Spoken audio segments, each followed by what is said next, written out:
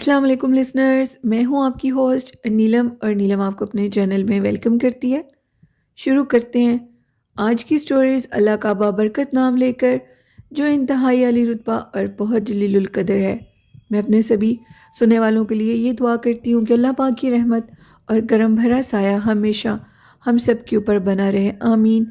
اسی دعا کے ساتھ آج کی سٹوریز جنات کے قصے کہانیوں کا سلسلہ شروع کرتے ہیں۔ تو لسنر، آج کی پہلی خوفناک کہانی میرے ساتھ شیئر کی ہے مسکان رٹھور نے۔ مسکان کہتی ہیں کہ میں گجرات کی رہنے والی ہوں، اور آج آپ کے ساتھ اپنی فرینڈ کی بہن کا ایک واقعہ شیئر کرنا چاہتی ہوں۔ میری فرینڈ کراچی میں رہتی ہے اور ان کے گھر میں بہت زیادہ جنات ہیں۔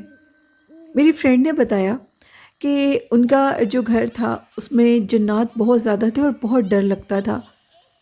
میری فرینڈ اور اس کی سسٹر وہ اکٹھے ایک ہی روم میں سوتی تھیں، یعنی ان کا کمبائن روم تھا۔ ایک دن رات کو میری بہن سو رہی تھی تو اچانک سے اس کے اوپر کوئی چیز حاوی ہو گئی۔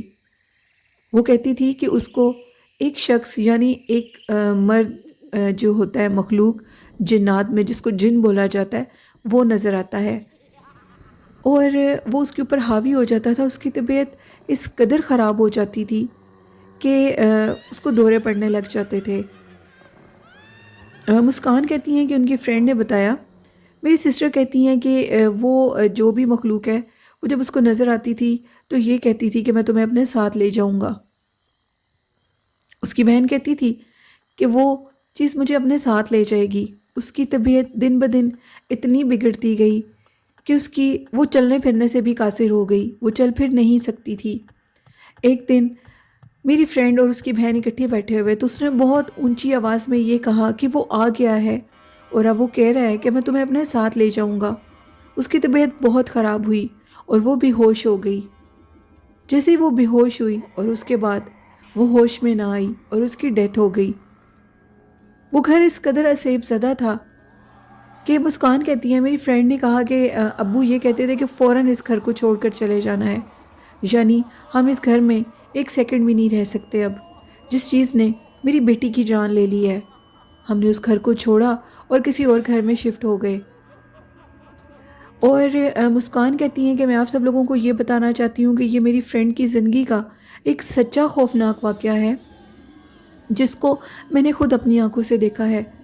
جو لوگ یہ کہتے ہیں کہ جنات نہیں ہوتے اور جنات ایسا ویسا کچھ نہیں کرتے، گھر بھاری نہیں ہوتے، تو ان لوگوں کو سمجھنا چاہیے، ایسی کہانیوں سے سبق لینا چاہیے۔ تو بہت شکریہ مسکان اپنی سٹوری شیئر کرنے کے لیے، اور بہت شکریہ، آپ کو میرے چینل کی سٹوریز بہت پسند ہیں۔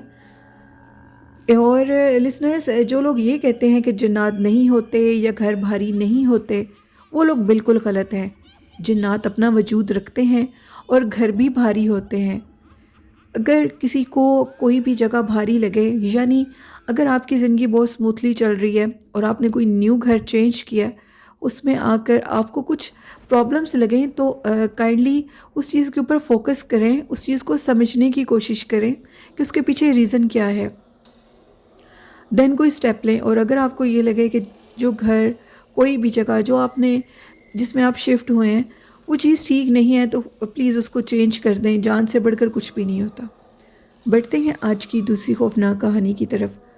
آج کی دوسری کہانی میرے ساتھ شفیق اللہ نے شیئر کی ہے۔ شفیق کہتے ہیں کہ میں آپ کے ساتھ ایک واقعہ شیئر کرنا چاہتا ہوں۔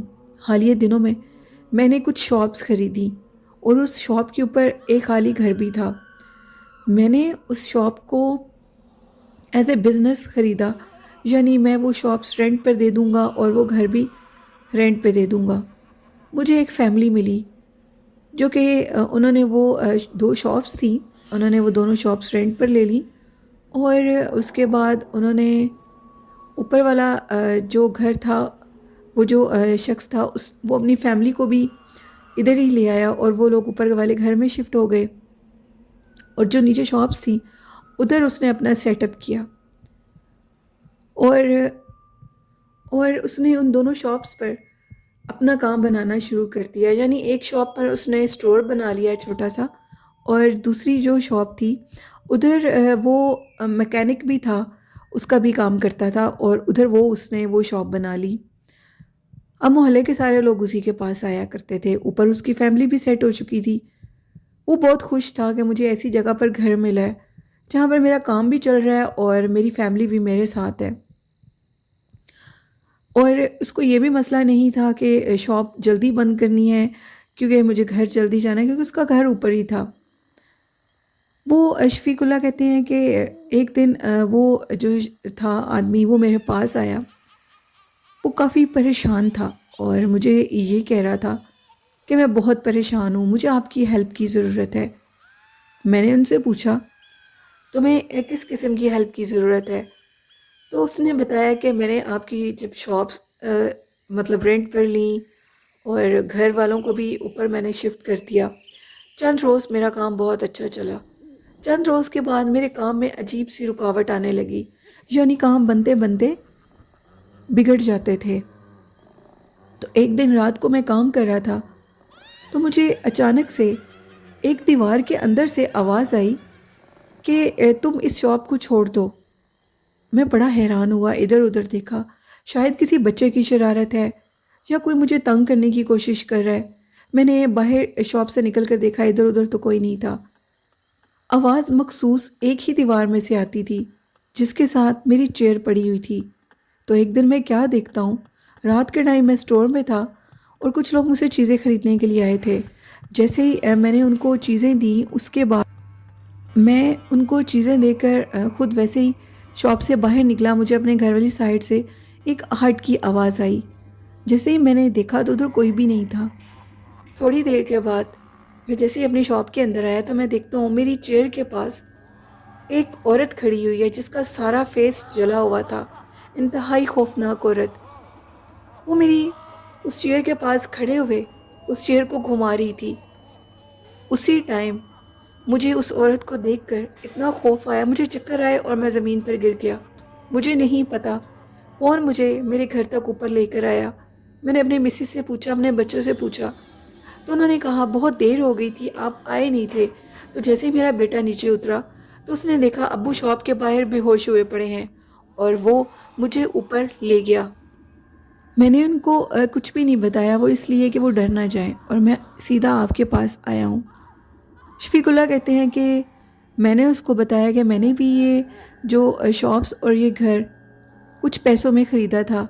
میں بہت حیران تھا، اس کو سیل کرنے والا بہت سستے داموں یہ جگہ مجھے دے رہا تھا۔ اگر تم یہ باتیں بتا رہے ہو تو یہ سچ ہی ہوں گی۔ میں اس آدمی سے ضرور بات کروں گا۔ ہم دونوں مل کر اس کے پاس گئے جس سے شفیق اللہ نے، یعنی شفیق اللہ کہتے ہیں میں نے وہ شاپس اور گھر خریدا۔ اس شخص نے بتایا کہ ایسی کوئی بات نہیں ہے، ضرور تم لوگوں کو کوئی غلط فہمی ہوئی ہوگی، میں نے وہ شاپس اس نیت سے نہیں خریدی تھی، سیل کی تھی۔ اب شفیق اللہ بہت پریشان تھے اور وہ یہ کہتے تھے کہ کس طریقے سے اس شاپ سے اور اس گھر سے اپنی جان چھڑواؤں۔ جس شخص نے وہ شاپس اور گھر رینٹ پر لیا وہ ان کو خالی کر کے چلا گیا۔ اب میں بہت پریشان تھا، یعنی اگر اس نے خالی کیا ہے تو اس کے پیچھے کوئی ریزن ضرور ہوگی۔ سب سے بڑا نقصان مجھے یہ ہوا کہ ارد گرد جو لوگ رہتے تھے اس نے ان کو بھی بتا دیا کہ یہ شاپس اسیب زدہ ہے۔ میں جو قریبی شاپس تھیں ان پر گیا اور ان سے پوچھا کہ واقعی ان شاپس میں کوئی مسئلہ ہے، تو انہوں نے بتایا کہ آج سے 15-20 سال پہلے کی بات ہے، اس شاپ کے اندر ایک لڑکی کے ساتھ بہت برا ہوا اور اس زیادتی کے بعد اس لڑکی کو مار دیا گیا۔ مارنے کے بعد اس لڑکی کو مطلب جیسے پولیس کو پتہ لگتا ہے، اس کی جو ڈیڈ باڈی تھی اس کو لے جایا گیا اور اس کی جو بھی جگہ کے جو بد اثرات تھے جہاں پر قتل ہوتا ہے وہ جگہ ویسے ہی بہت منحوس ہو جاتی ہے۔ تو یہ جو جگہ ہے یہ اسیب زدہ ہو چکی ہے، کئی سالوں سے یہ جگہ بند تھی۔ اس کا جو مالک ہے پھر وہ ان شاپس میں آیا اور اس نے اپنا ادھر کام بنایا، تو کسی چیز نے اس کو شاپ سے دھکا دیا اور وہ نیچے گرا، اس کی ٹانگ ٹوٹ گئی۔ ایسے بہت سے واقعات اس شاپ کے اندر ہو چکے ہیں۔ ہم سب لوگ جانتے ہیں کہ اس شاپ کے اندر کسی بدروح کا بسیرا ہے، کسی منحوس چیز کا بسیرا ہے جو کہ انسانوں کو ادھر بسنے نہیں دیتی۔ شاید قتل ہونے کی وجہ سے یہ جگہ منحوس ہو گئی ہے اور جنات نے ادھر اپنے ڈیرے ڈال لیے ہیں۔ اب شفیق اللہ کہتے ہیں کہ آج تک میری وہ جگہ خالی پڑی ہوئی ہے، وہ شاپس خالی ہیں، وہ گھر ٹھیک ہے بالکل، اس گھر میں ایسا کچھ بھی نہیں ہے، لیکن شاپس کے اوپر کوئی گھر کیسے لے گا؟ کوئی فیملی الگ سے اوپر نہیں رہ سکتی اگر نیچے کوئی شاپس ہوں۔ میری وہ پراپرٹی اسی طرح خالی پڑی ہے۔